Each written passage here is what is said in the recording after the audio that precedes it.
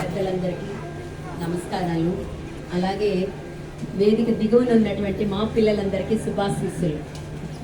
ఈ పెద్దలందరూ కూడా పిల్లలకి ఏదో మంచి చేద్దామన్న సదుద్దేశంతో మా పాఠశాలకు వచ్చి మా పిల్లలందరినీ ఎంకరేజ్ చేయండి. తెలుగే చచ్చిపోతుంది అనుకున్న ఈ రోజుల్లో సంస్కృతం గురించి పరిచయం చేయడం అన్నది మా పిల్లల అదృష్టం.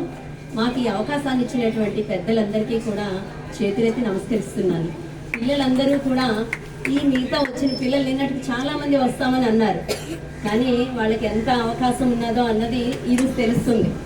సో ఈ అవకాశాన్ని మిగతా పిల్లలు ఇప్పుడు వచ్చిన పిల్లలందరూ కూడా తెలుసుకొని దాని యొక్క ప్రాముఖ్యత గురించి ఇక్కడ ఉన్న పెద్దవాళ్ళందరూ మీకు తెలియచేస్తున్నారు. పెద్ద పెద్ద క్లాసులకు వెళ్లే కొద్దీ దాని అవసరం ఉపయోగపడుతుంది. తెలుగే మర్చిపోతున్నాం మనం ఈ రోజుల్లో. సంస్కృతం అన్నది పూర్తిగా మన వాడుకలోనే పోతుంది. అది చచ్చిపోకూడదు, దాన్ని బతికించాలనే ఉద్దేశంతో, ఇంత మంచి ఉద్దేశంతో వీళ్ళందరూ మీకు అంత వయసులో ఉండి మన పాఠశాలకు వచ్చి మిమ్మల్ని దగ్గరుండి పిలిచి తీసుకొచ్చి ఇలా కూర్చోబెట్టి మరీ మర్యాదలు చేసి మరీ కూర్చోబెడుతున్నారు. అంటే మనం ఏ స్టేజ్లో ఉన్నామో చూడండి. మనం వెళ్ళి నేర్చుకునే స్టేజ్ పోయి మనల్ని పిలిపించుకునే స్టేజ్కి వచ్చాం అని ఇది పద్ధతి కాదు. కాబట్టి ఇక ముందు వారం నుంచైనా మన పిల్లలు ఎక్కువగా వచ్చి ఈ అవకాశాన్ని వినియోగించుకోండి. దీని ఇంపార్టెన్స్ అన్నది నేను మీ పేరెంట్స్ గ్రూపుల్లో చెప్పాను, స్కూళ్ళల్లో నేను చెప్పాను అందరికీ.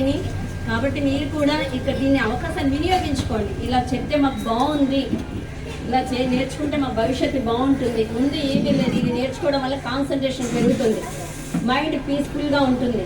ఏదైనా ఒక మాట నేర్చుకోవాలన్న ఉచ్చారణ, ప్రొనౌన్సియేషన్ కరెక్ట్గా ఉంటుంది.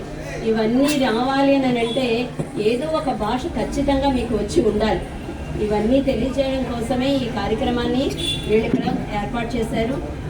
వచ్చినటువంటి పిల్లలందరికీ అభినందనలు. మీరు కూడా మిగతా పిల్లలందరినీ కూడా తీసుకొచ్చి ఈ ప్రోగ్రామ్ని మరింత సక్సెస్ చేస్తారని నేను కోరుకుంటున్నాను. నాకు ఈ అవకాశం ఇచ్చిన పెద్దలందరికీ